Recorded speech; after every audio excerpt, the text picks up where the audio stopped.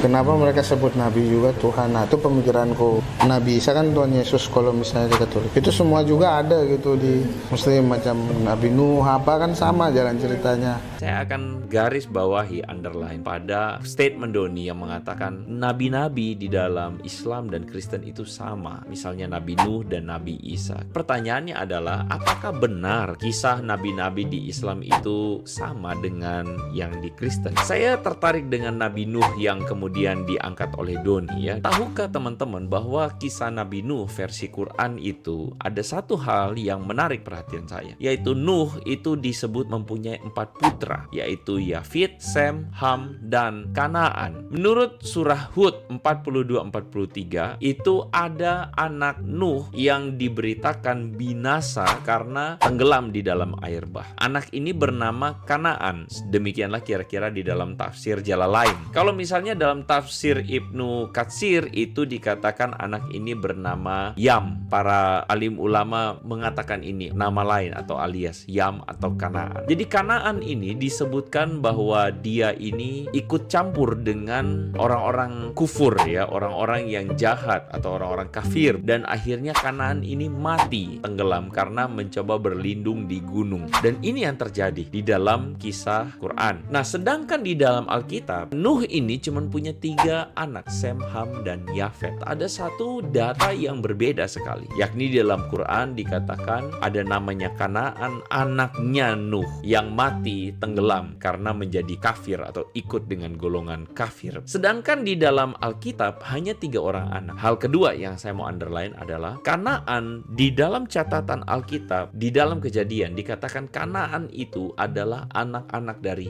Ham dan bukan anak Nuh yang mati tenggelam. Anak Ham yang kemudian selamat atau terjadi sesudah peristiwa air bah. Sehingga dari 2 kisah ini saja kita bisa melihat sebuah fakta bahwa kisah Nuh di dalam Alkitab itu berbeda dengan kisah Nabi Nuh di Quran.